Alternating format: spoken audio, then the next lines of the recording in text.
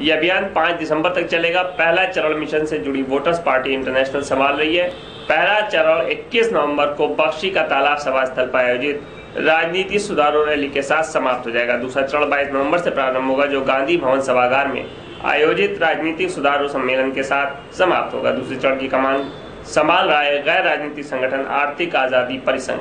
इस कार्यक्रम में अन्य लोगों के अलावा देश के जाने माने संविधानविद, लोकसभा के पूर्व महासचिव सुभाष कश्यप शामिल होंगे। कानून बना करके उनको राजनीति से बाहर कर दिया।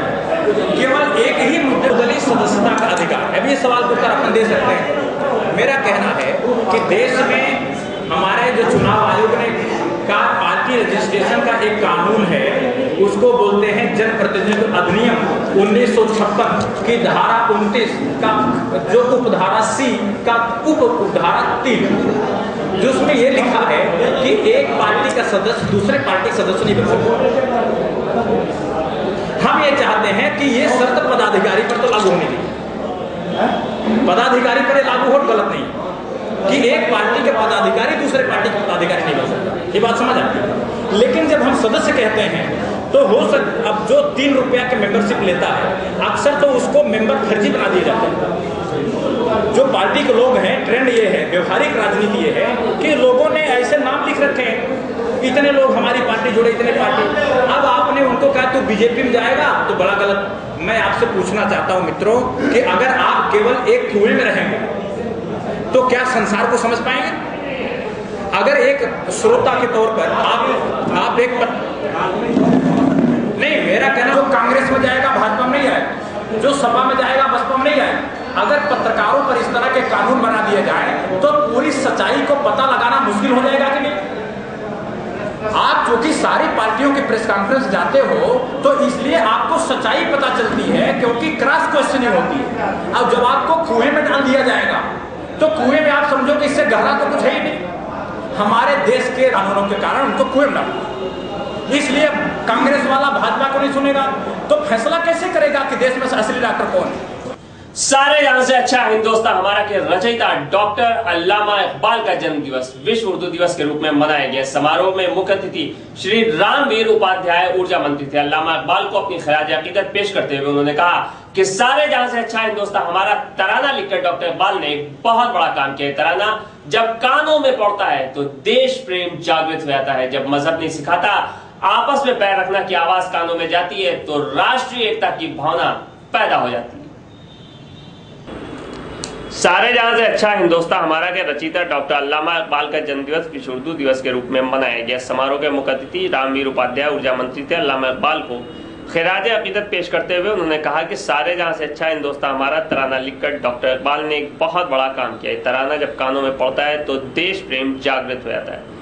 जब मजहब नहीं सिखाता आपस में पैर रखने की आवाज कान में जाती तो राष्ट्रीय एकता की भावना पैदा हो जाती। सदारत कर रहे मौलाना खालिद रशीद फिरंगी मैली ने कहा कि अल्लामा इकबाल ने जो शायरी के माध्यम से कौमी और मिल्लती काम किया है वो बहुत बड़ा काम है। हमको इनके जन्मदिवस को और बड़े पैमाने पर मनाना चाहिए।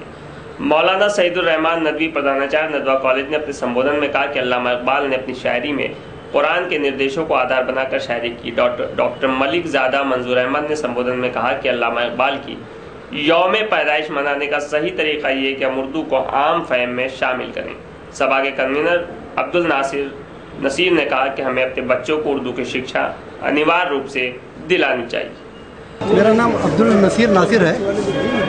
मैं सन 80 से अल्लामा इकबाल की यौम पैदाइश मना रहा हूँ, यकुम मुहर्रम 1400 से। आज का प्रोग्राम क्या? आज अल्लामा इकबाल रहमतुल्लाह अलैह की यौम पैदाइश है। उन्होंने इतना बड़ा काम इस मुल्क पर किया है कि सारे जहाँ से अच्छा हिंदुस्तान हमारा तराना लिखा है, जो कौमी तराना हमारा है। उसके बावजूद हुकूमत की तरफ से या कोई भी इदारे की तरफ से उनका यौम पैदाइश नहीं मनाया गया। ये सूबाई पैमाने पर हम लोग मना रहे हैं। मायती साहिबा नहीं आई है, उनकी जगह पे उन्होंने अपने वज़ीर को भेजा, वज़ीर तवानाई।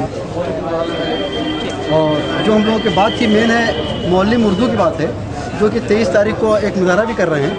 इन लोगों के साथ बड़ी नाइंसाफ़ी हो रही मौलिम उर्दू के साथ। तो हम लोगों ने यहाँ तजवीज़ पास की कि मौलिम उर्दू को तकर्रुर किया जाए। 80,000 टीचर रखे जा रहे हैं, उसमें कम से कम 20,000 मौलिम उर्दू को रखा जाए।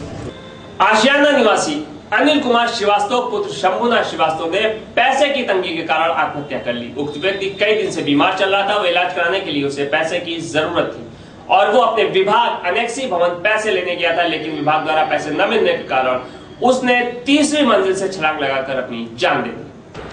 आशियाना निवासी अनिल कुमार श्रीवास्तव पुत्र शंभुनाथ श्रीवास्तव ने पैसे की तंगी के कारण आत्महत्या कर ली। उक्त व्यक्ति कई दिन से बीमार चल रहा था। वो इलाज कराने के लिए उसे जब पैसे की जरूरत थी, वो अपने विभाग अनेक्सी भवन पैसे लेने गया था, लेकिन विभाग द्वारा पैसे न मिलने के कारण उसने तीसरी मंजिल से कूदकर अपनी जान दे दी। एम्बुलेंस यहाँ पर जा रही थी, उसको रोका गया। इनके जो कर्मचारी नेता हैं उनका कहना ये है कि जिस टाइम वो एम्बुलेंस को रोका गया तो उसको कांस्टेबल नहीं था। जानकारी मिलने पर मैं स्वयं यहाँ पर आया हूँ और बातचीत करने के बाद एम्बुलेंस यहाँ से भिजवा दी है आगे। और बाकी जो सचिवालय प्रशासन की ओर से उनके वरिष्ठ अधिकारियों ने जो आश्वासन दिया था वो आश्वासन स्टैंड करता है।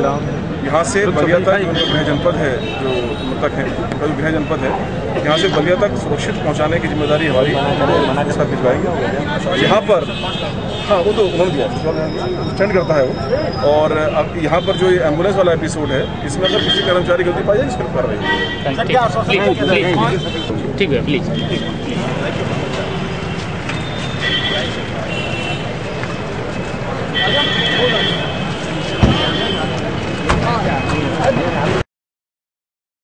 और उपचार में इसका जो व्यय हो रहा था और इसके जो बाकी क्लेम थे उनको मांगने के लिए कह रहा था, लेकिन किसी ने नहीं सुना। पीड़ित होकर के इस व्यक्ति ने तीसरे तल से आत्महत्या कर ली। और ये बहुत शर्मनाक घटना है कि जिस भवन में मुख्यमंत्री प्रदेश की मुखिया बैठती हो तो वहां पर उन्हीं का एक कर्मचारी आत्महत्या कर ले। इससे शर्मनाक घटना नहीं हो सकती।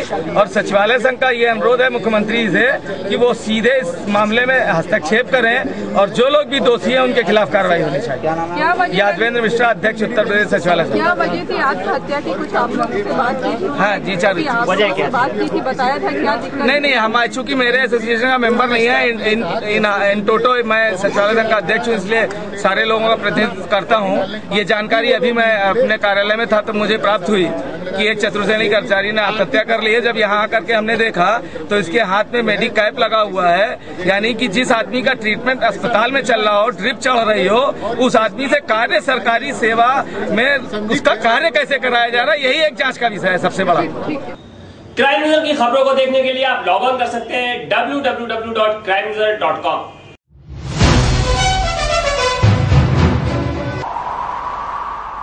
पेट्रोल 32 पैसे लीटर महंगा। आवासीय भूखंडों पर बने अपार्टमेंट पर कोर्ट हुआ सख्त। साउथ सिटी कॉलोनी में रिटायर्ड मेजर जनरल को लूटा। डीके ठाकुर लखनऊ के नए डीआईजी। गलत सूचना से उड़ान छूटी, अमावसी पर यात्रियों का हंगामा। अब गांव में भी बनेंगे वार्डन। कुर्बानी के लिए बाजार में है 60,000 तक के ऊंट। फैमिली बाजार ने किया दीपावली में 25 लाख का कारोबार। सीएमएस में विज्ञान ओलंपियाड शुरू। वाम दलों ने ओबामा यात्रा का किया विरोध।